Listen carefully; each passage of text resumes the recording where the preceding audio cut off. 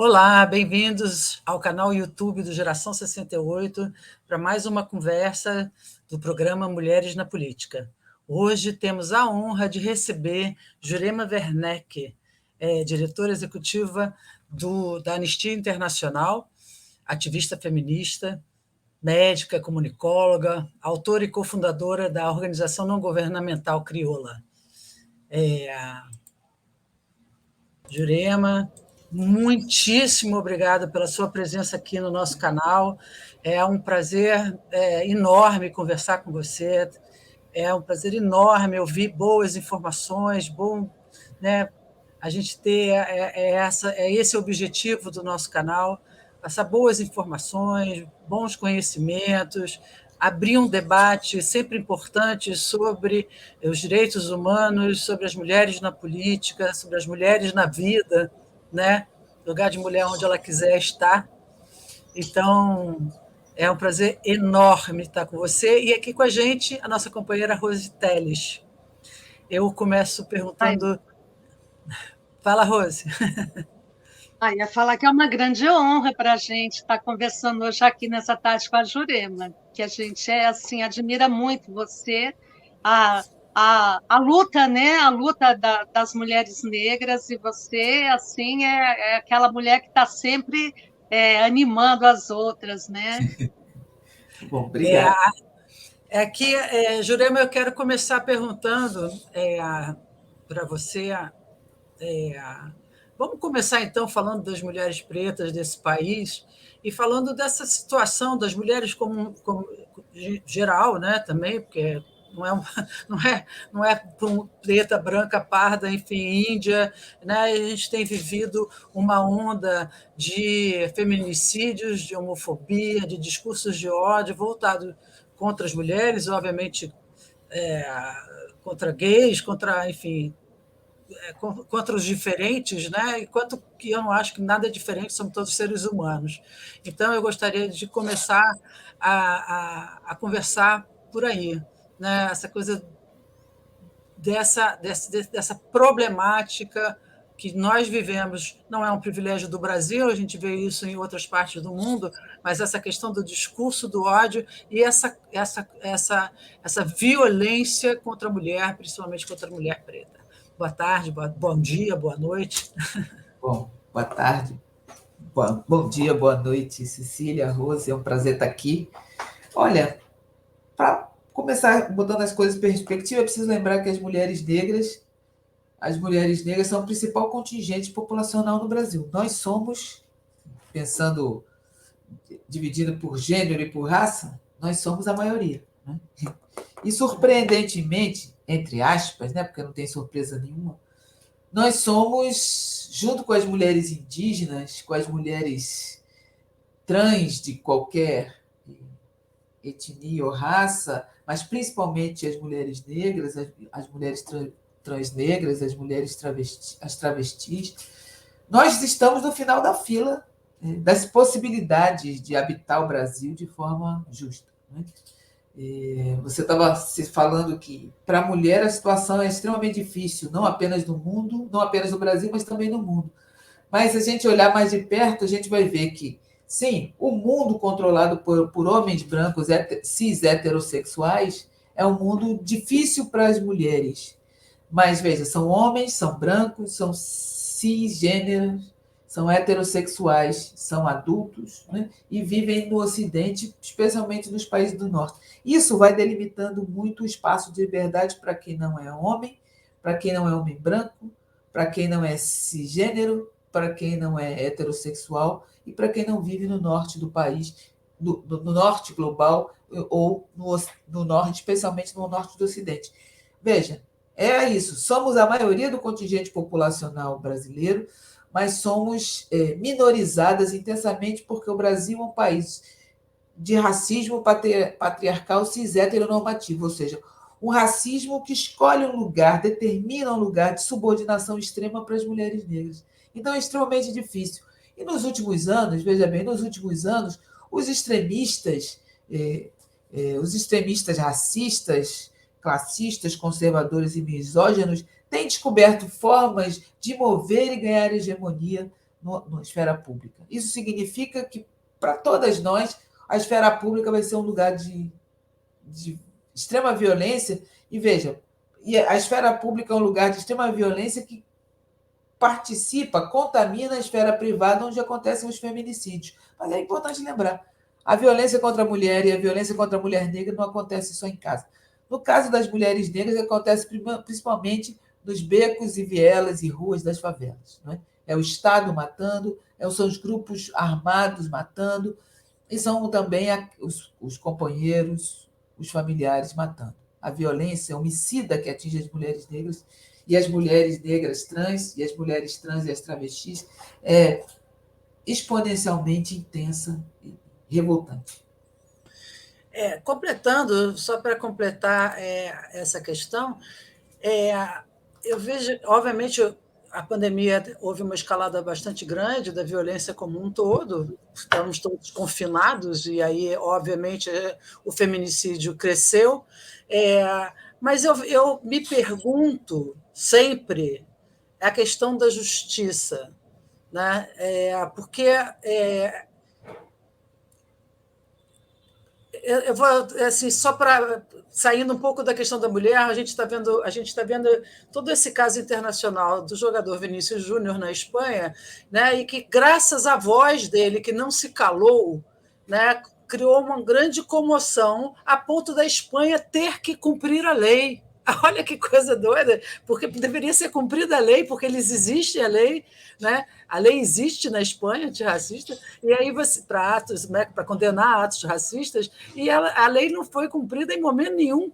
Teve que haver uma grita enorme para que essa lei fosse cumprida. E eu acho que na questão do feminicídio, na questão aqui no Brasil também, nas questões de racismo, a lei também, ou ela demora a cumprir, ou ela não se cumpre. Eu gostaria que você falasse um pouco se é só uma sensação minha ou se é realmente algum problema aí, porque eu sei que são os homens brancos que também fazem a lei, né?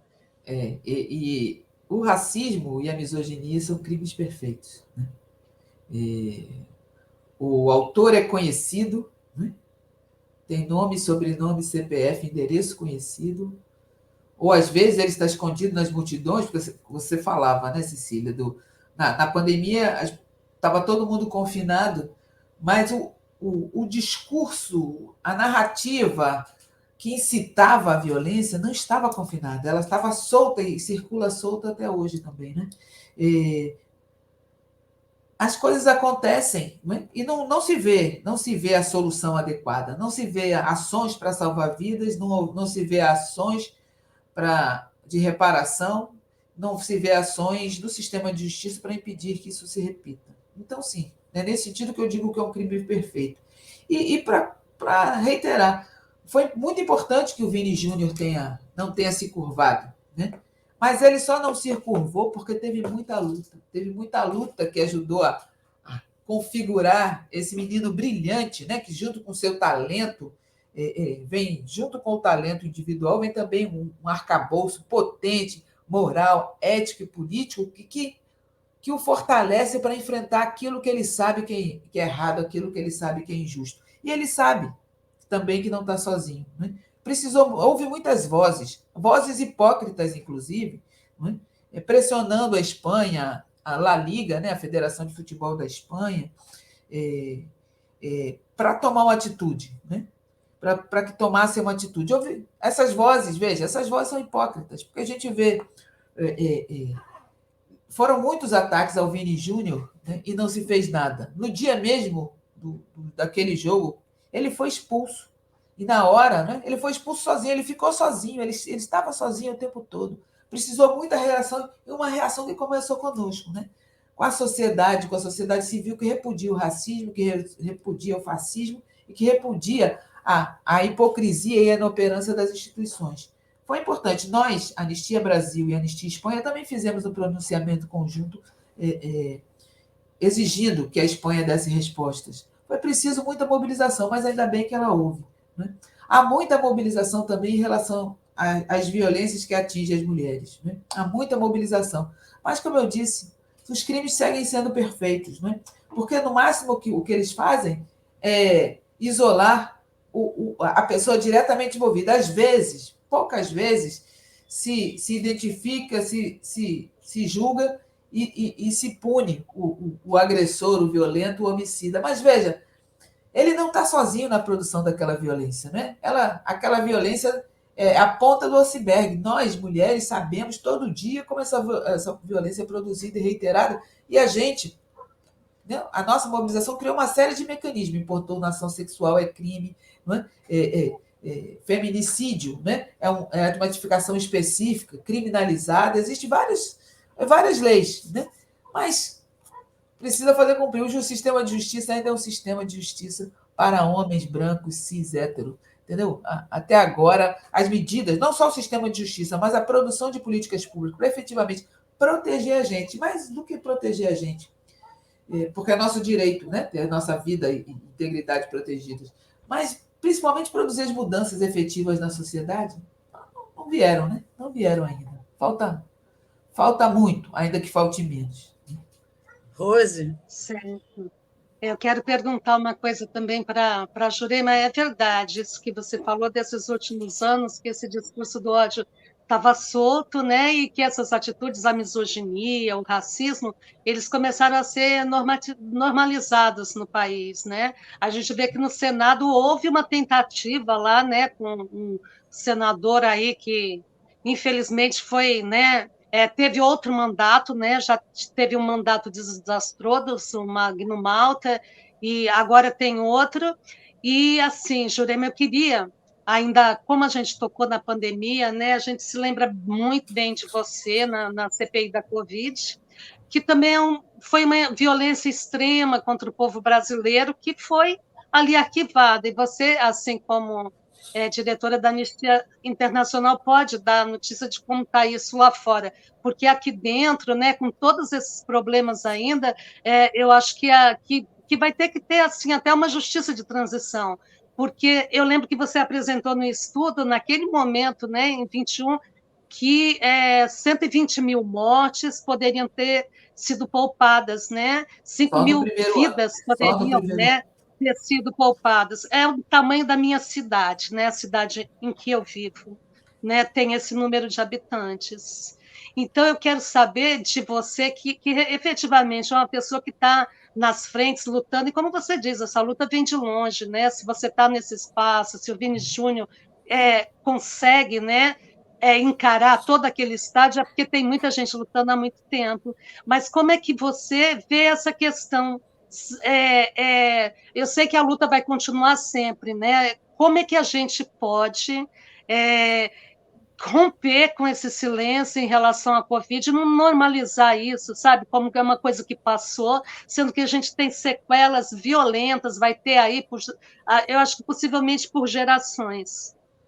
É Só para verdade. completar, Jurema, a gente sabe que assim, esse número de 700 mil é um número talvez Subnotificado, né? subnotificado, né? Eu não sei exatamente se vocês, enquanto Anistia Internacional, falam sobre essas subnotificações também, colocam isso como, né? Como é que Sim, vocês colocam isso?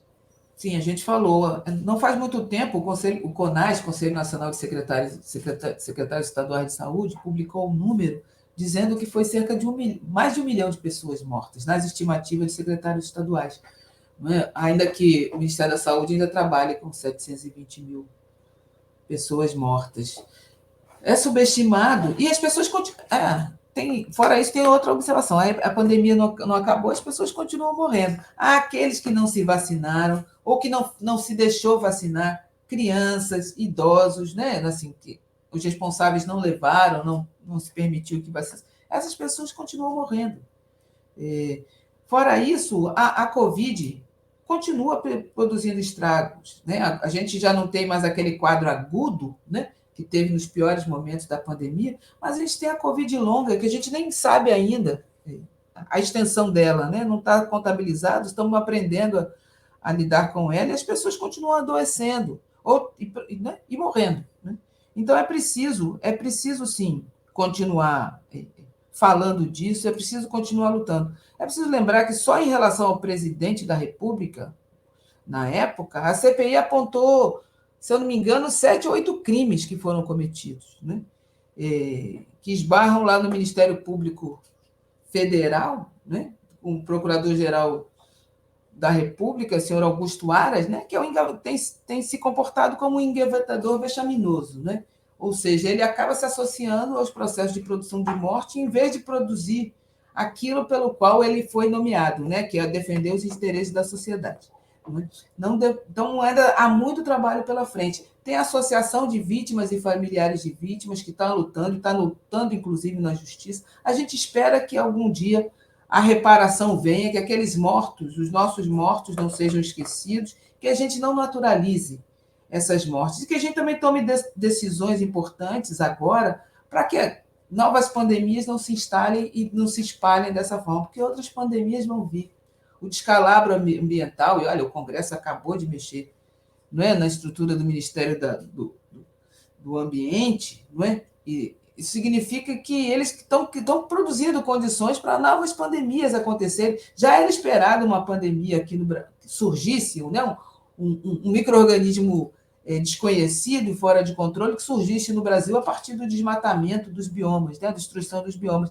Agora eles estão se propondo a acelerar de forma descarada e desrespeitosa. Ainda durante a pandemia, além deles produzirem desmatamento, aprofundarem a crise climática, ampliarem a crise da água, ampliarem as questões de saúde advindas da destruição ambiental, eles estão abrindo a porta, estão querendo abrir a porta para novas pandemias mortais ou pior do que essas que a gente teve, como a Covid.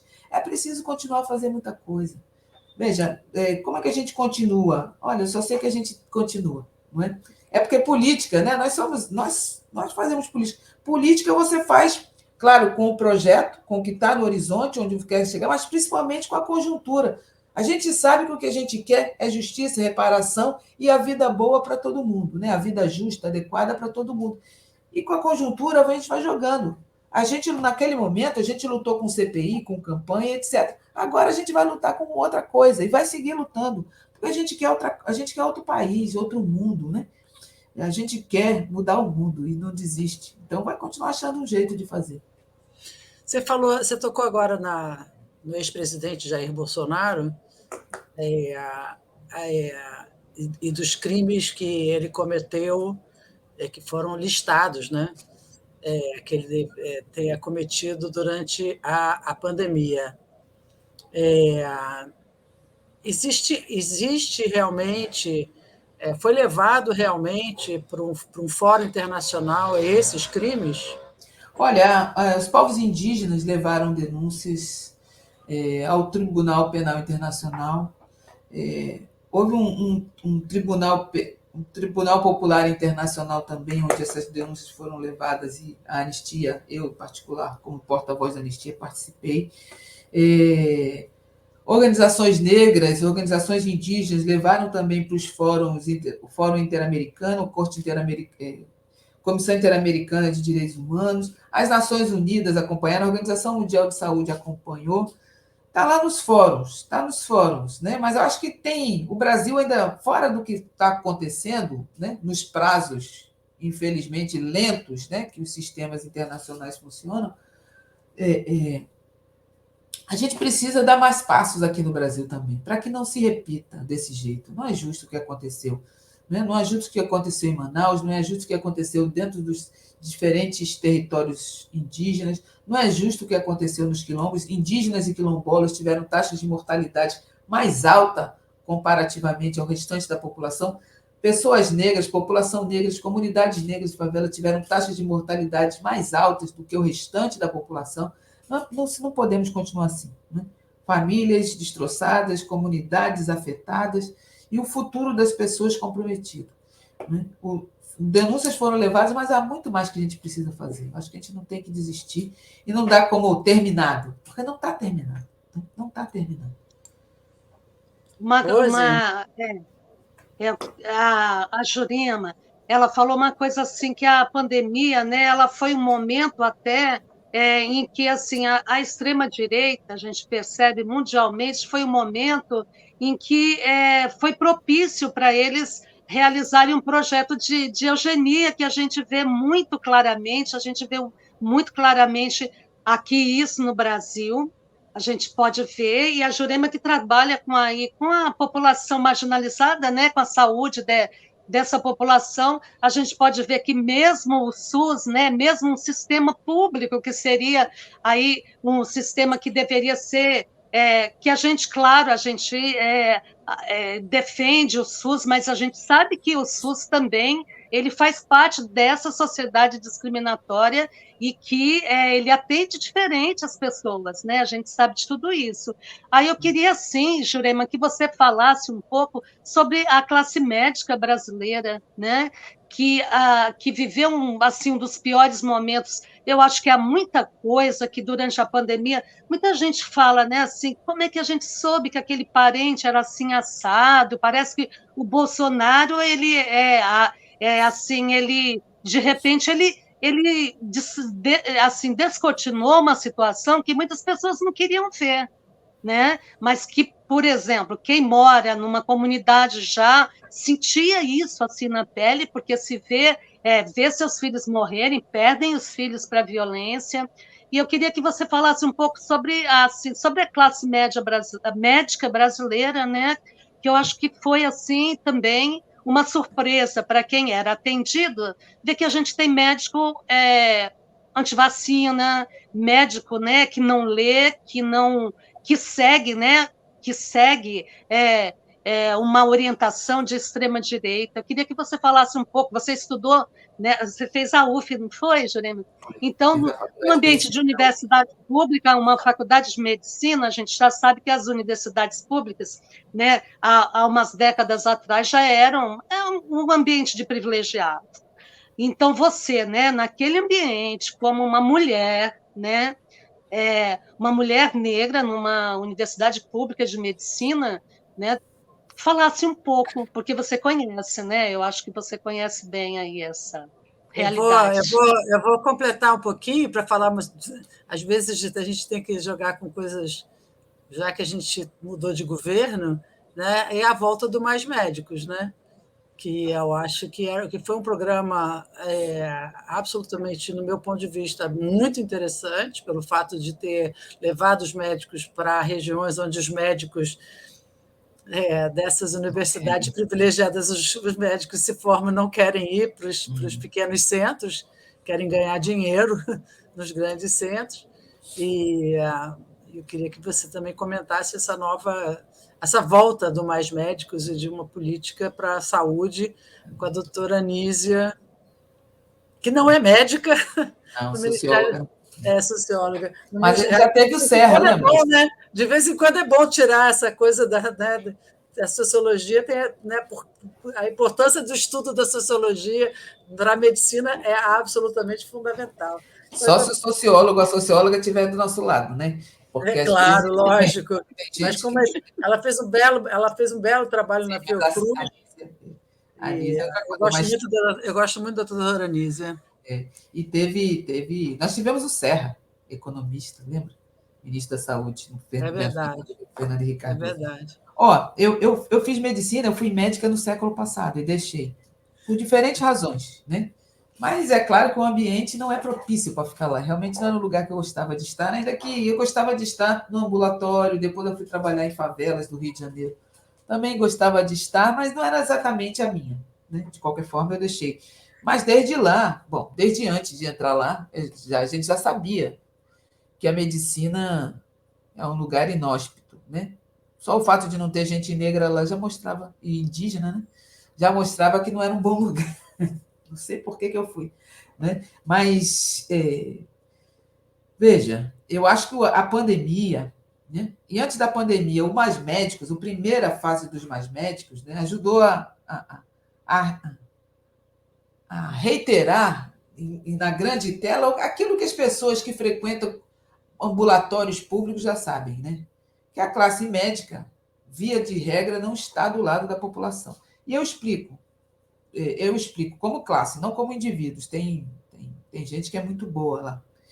Eu explico, porque todo mundo que foi atender no serviço público sabe que foi mal atendido, que a profissional não olhou para a cara da pessoa, não cumpriu os protocolos de bom atendimento em saúde, né? Não ofereceu tudo que aquela pessoa tem direito. A gente já sabia, né? A gente já sabia que as coisas não funcionavam como eram, né? Quando o governo criou lá no passado os mais médicos, veja, criou mais médicos exatamente porque a classe médica brasileira não cumpria o seu dever e seu compromisso de estar à disposição de atender a população, inclusive aquelas pessoas que estudaram nas escolas públicas, como eu, né? Ou seja, que foram custeados pelo esforço da sociedade, pelo trabalho das pessoas, daquelas pessoas que eles deveriam atender. Já não queria, nem sempre porque eles não, né, por causa do dinheiro, porque o interior sempre oferece, durante, pelo menos o tempo que eu fazia medicina, os interiores ofereciam, as prefeituras do interior ofereciam maiores salários que as capitais. Eles não queriam ir porque achavam que queriam fazer outra vida, continuar na cidade fazendo o que é. Ao mesmo tempo, a estrutura da medicina impedia que gente dos interiores estudasse e entrasse nas escolas de medicina, porque quem vive no interior muitas vezes quer ficar lá, não quer vir para a cidade, né? Não quer vir para a capital, para a cidade grande, quer ficar onde nasceu, onde vive, onde está a sua família, e poderia haver médicos e médicas lá, e não há. Aí o Bons Médicos foi para trazer médicos, eu trouxe de outros países, porque abriu para o Brasil, quase ninguém quis do Brasil, né? Trouxe os formados de outros países, né? Que frequentaram, e eles foram recebidos, particularmente os médicos e médicas que vieram de Cuba, foram atacados por fascistas racistas já no aeroporto. Acho que todo mundo lembra disso, né? Foram atacados, frontalmente atacados, ainda que, ao chegarem nos lugares de atendimento, foram muito bem recebidos pela população que já esperava por eles há muito tempo, né? Não é à toa que o governo Bolsonaro acabou com isso, né? Um governo de inspiração racista e fascista, né? Um governo, o presidente Bolsonaro, durante a pandemia, ele fez abertamente uma declaração eugenista, né? Ele dizia que, quando ele disse, se eu com o meu histórico de atleta, né, eu não vai dar em nada. Ele, com o histórico de atleta, o que ele está dizendo? Aqueles indivíduos rígidos, né, sem problemas de saúde, etc., vão escapar. Esse é um pressuposto eugenista. E ele falou isso, sabe, em rede nacional, praticamente, né? Naquele puxadinho, cercadinho, que ele falava aqueles absurdos. E falou, era eugenista, fez uma declaração explícita eugenista. E depois dali desdobrou uma série de políticas de esvaziamento das políticas necessárias para a proteção à saúde das pessoas. O Brasil poderia ter apresentado um resultado exemplar para o mundo, porque tinha toda a estrutura, conhecimento e excelência técnica para apresentar um resultado melhor. E só apresentamos, olha, nós temos 11% dos mortos por Covid no mundo, e a gente é 2% da população mundial. Ou seja, a gente só apresentou esse excesso de mortes, né? Esse volume de mortes, porque foi ativamente construída em não deixar fazer e apresentar falsas soluções pífias que resultaram na morte das pessoas, né, por desassistência. Mas é isso. Como eu disse, é eugenista. A eugenia foi um movimento, quando a eugenia foi criada no mundo, né, no início do século XX, né, o Brasil foi um dos expoentes da eugenia. Ficou mais famoso a eugenia no regime nazista, né, por conta do descalabro transmitido para o mundo todo do Holocausto do povo judeu e do Holocausto também que incluiu pessoas LGBTQIA+, e negros e outros, né, outras pessoas que não eram os arianos lá da Alemanha, né? Mas a Alemanha foi comemorada por esse movimento eugenista que foi grande no Brasil. E não desapareceu, ele só mergulhou, né, nas sombras, mas ele está aqui e a gente viu. Quando ele teve a oportunidade de emergir, por exemplo, na pandemia, ele se colocou. E essa eugenia participa muito da medicina, ou seja, muito do pensamento das pessoas que fazem medicina, que exercitam a medicina no Brasil, também é influenciada por isso, e fortemente racista e classista. Ou seja, a pandemia ajudou a gente a ver isso, mas também, justiça seja feita, ajudou a ver o outro lado também. Teve profissionais de saúde, médicos e médicas, inclusive, que deram tudo para salvar a vida das pessoas, para proteger a saúde das pessoas. Muitas morreram, né? Então, o pior e o melhor da medicina foi exposto durante a pandemia. Né? Confirmou. Tem gente muito boa cumprindo o seu dever, mas tem gente que não é nada disso e que só contribuiu para aprofundar a nossa tragédia. Vou fazer mais uma pergunta. Posso, Cília, fazer mais uma pergunta para Pode. Claro que Jurema? pode, imagina. A Jurema, ela é uma mulher muito ligada à cultura, né? E ela é uma apreciadora de samba, né? Muito. E ela usa muito o samba para resistir. Ela cita muito samba. E eu queria que você falasse um pouco da crioula, né? Da ONG, e como é que o samba, a nossa cultura, que foi também tão atacada, né? Porque a cultura ela é uma forma de resistência incrível. Senão os indígenas e os negros não teriam chegado até aqui, né? E com essa força, né? E eu queria que você falasse um pouco da crioula e daí falasse um pouco do samba, das mulheres no samba. Crioula é um grupo de mulheres negras que já tem 31, vai fazer 31 anos em setembro, né? E que fomos 10 mulheres negras que criamos esse grupo para, basicamente, contribuir para a melhoria da qualidade de vida das mulheres negras no Brasil, para o enfrentamento ao racismo a partir da nossa perspectiva. Né? O racismo não é igual para todo mundo e para todos os grupos. Ele tem um jeito especial para atingir as mulheres, um jeito especial para atingir os homens, um jeito especial para atingir as pessoas cis, um jeito especial para atingir as pessoas trans, os idosos, os adultos, as crianças. O racismo é customizável e customizado e para poder manter o seu, né? Essa perspectiva, porque racismo é aniquilamento, é produção da morte. Precisa se adequar, né? Ter todas as ferramentas para adequar, ferramentas que são movimentadas na mão dos homens brancos, principalmente. Então, nós fizemos essa organização, veja, não é nenhuma inovação. Sempre houve organização de mulheres negras no Brasil, inspiradas nas organizações de mulheres negras que existiam e ainda existem no continente africano, nos povos que originaram a população afro-brasileira. Então, já tinha organização de mulheres negras e a gente viu que é uma coisa que se faz, a gente fez porque a situação das mulheres negras requer e continua requerendo isso, e o grupo está lá, a organização está lá, sempre forte, pujante, importante. 31 anos de sobrevivência para uma organização de mulheres negras não é uma coisa simples, é uma conquista e tanto. Eu não estou mais lá, eu sou parte do conselho, porque, infelizmente, não tenho tanto tempo assim para contribuo quanto posso, mas eu me orgulho muito de Crioula segue cumprindo o compromisso, né? Segue cumprindo o compromisso. Aí você pergunta do samba, como é que o samba participa da minha vida e do processo de resistência. Veja, eu nasci no samba, parece coisa de samba, né? Eu nasci no samba e não posso parar, mas é basicamente isso, né? Eu nasci numa família negra de favela, e uma família negra de favela num tempo sem esses ataques violentos, esses ataques sempre aconteceram, né? Mas os grupos que nos atacam vão mudando, né? No passado eram os grupos do Estado, agora, além do Estado, os grupos armados que se inserem nas comunidades. Mas, então, lá em casa era uma casa de religião. E religião de matriz africana está intimamente associada ao samba. Né? É parte. Né?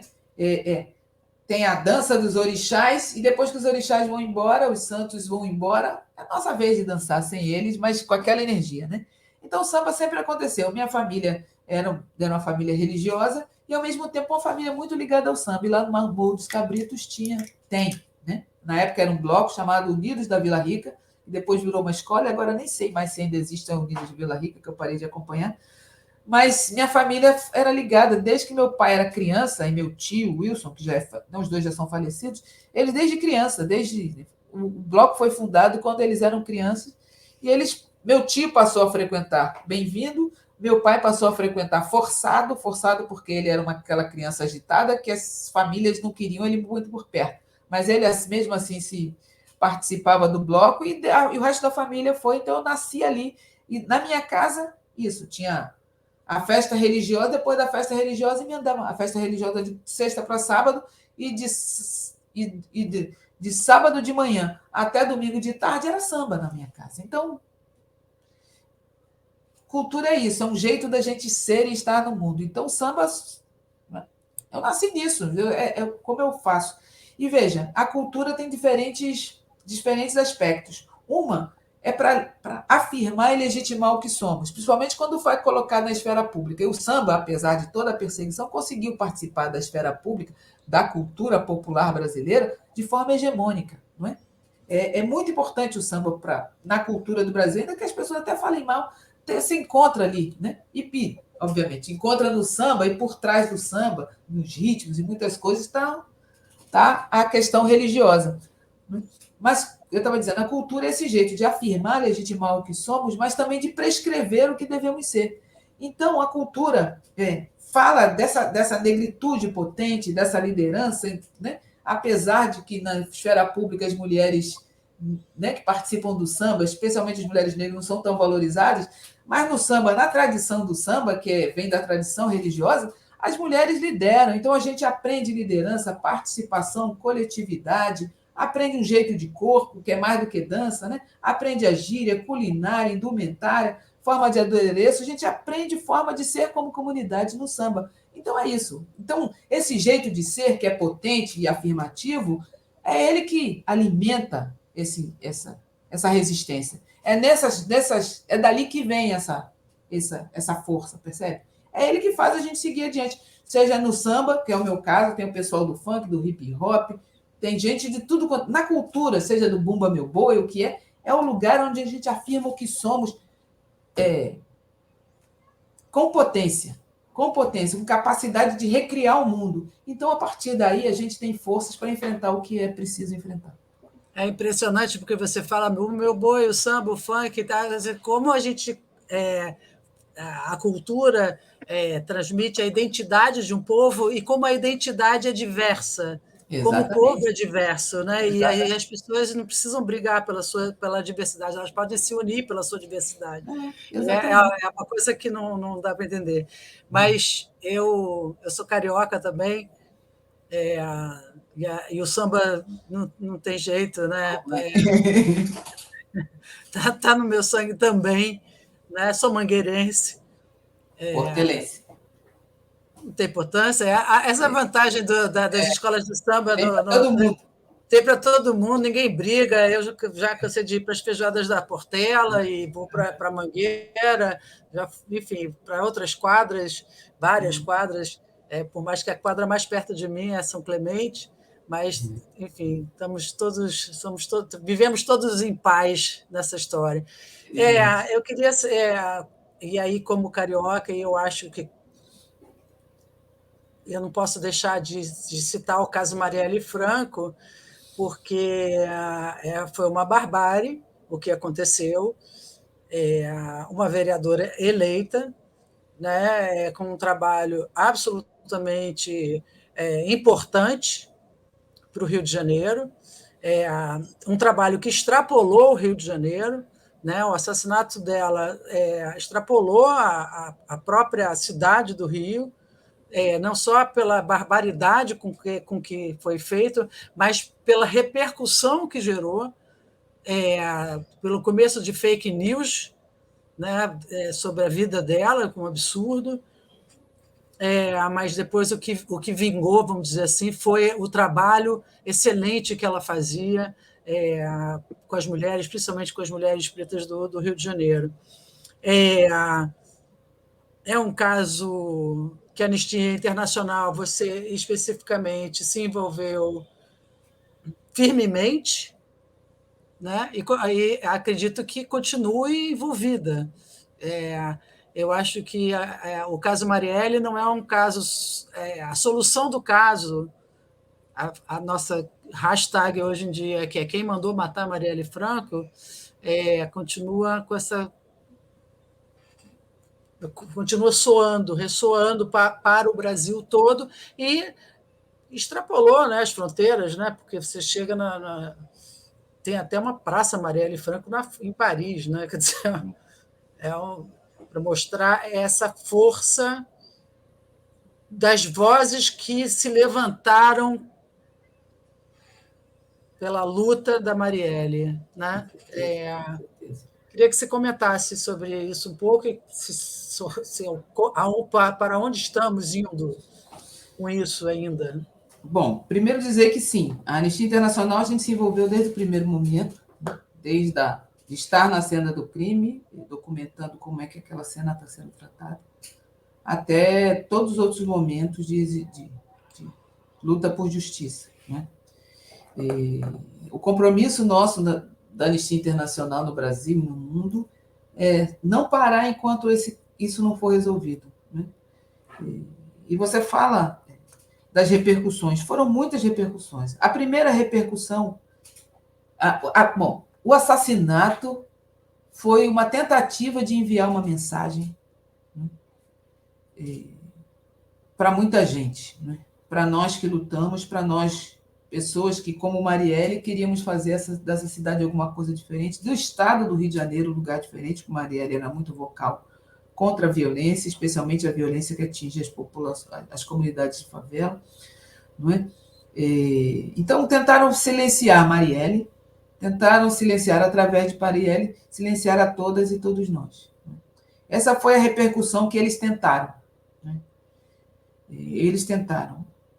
Primeiro é preciso reconhecer que Marielle não vai voltar. Isso é horrível. Isso é horrível. Nesse ponto, eles venceram. A gente perdeu, de fato, Marielle, e a dor que a família dela carrega não tem cura, né? A dor que os amigos e amigas, né? Que as comunidades, que os colegas carregam, não tem cura. Marielle vai estar... Marielle era um pássaro levantando o voo que foi abatido. Né? Foi abatido. Estava inovando no parlamento, estava mostrando que se pode ser uma pessoa comprometida com as causas mais importantes da população e tentar fazer as coisas no parlamento de forma diferente. Ela estava fazendo diferente, um modelo novo de gabinete, um modelo novo de fazer política, né? Aglutinador, amplo, né? Fincado nos deveres de direitos humanos. Ela estava fazendo isso e estava em pleno voo, e foi abatida. Ela não vai voltar. Ela não vai voltar, isso é horrível. Isso é horrível. Mas, para além dessa repercussão, que não tem jeito, eles conseguiram, né? E o Anderson junto com ela, né? É preciso lembrar do Anderson. O Anderson estava naquele dia, né? A Agatha, a viúva, né? Me disse, naquele dia ele estava pensando e preocupado, envolvido no futuro, que ele ia deixar a coisa de dirigir para ser piloto de helicóptero, né? E estava tratando disso, do registro, das provas, das coisas que ele estava fazendo. Naquele dia ele estava concentrado nesse tempo. Não é? Então ele também, outro pássaro interrompido em pleno voo, né? De mudar de vida, de crescer, voos mais amplos na profissão, ele também não conseguiu. Os assassinos conseguiram interromper o voo do Anderson também. Mas outras coisas eles não conseguiram. O recado que eles quiseram dar, que essa luta tem que parar, não parou, não é?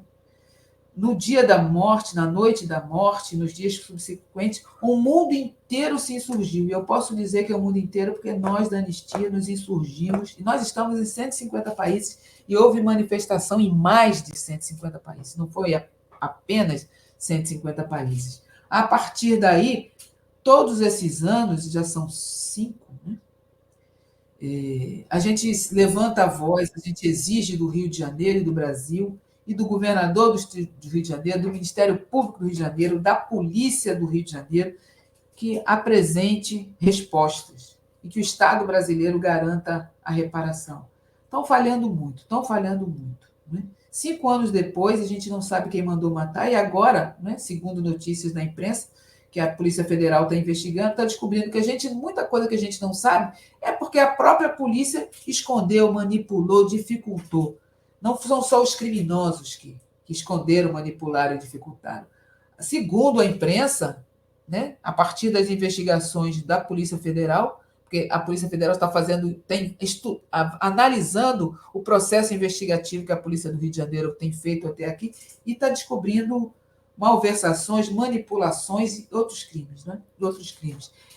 Ou seja, esse recado da impunidade, né, eles ainda querem dar, mas a gente não aceita e a gente continua pressionando. Eles deram recado também de que mulheres negras de favela não teriam lugar na política. E veja o que aconteceu. Aconteceu aquele fenômeno chamado semente de Marielle, né? De mulheres na política no Brasil inteiro.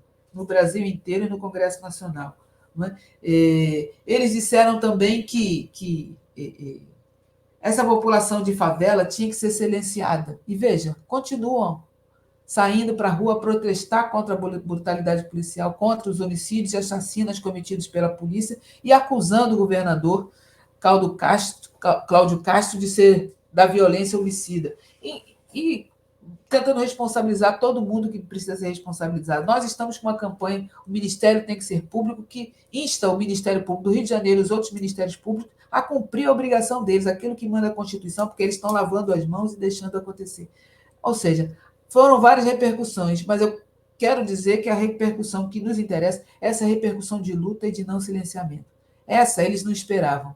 Essa eles não esperavam e a gente garante que, veja, esse é o troco que a gente está dando. E não vai parar até que todos os envolvidos sejam apontados e passem pelo devido processo legal.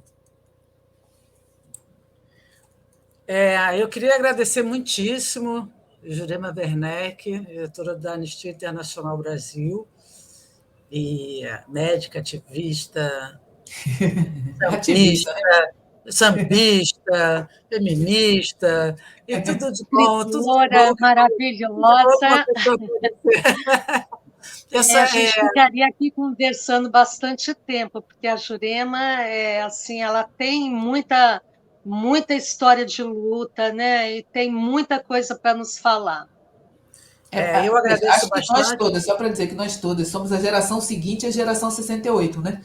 A gente herdou esse ímpeto, né? Pegou essa chama e segue em frente. Não que a geração 68 tenha parado, mas a gente sabe que é a nossa obrigação seguir lutando. Né? A gente sabe. Uma coisa que é legal, que a geração 68 se uniu diante de uma volta do fascismo no Brasil. Exatamente. E os nossos jovens de 68 voltaram com aquela energia jovem novamente para lutar pela democracia e pelos direitos humanos. E era preciso, foi bonito, é bonito isso. Então, muito obrigada, agradeço a você muitíssimo, Rose Tellison também.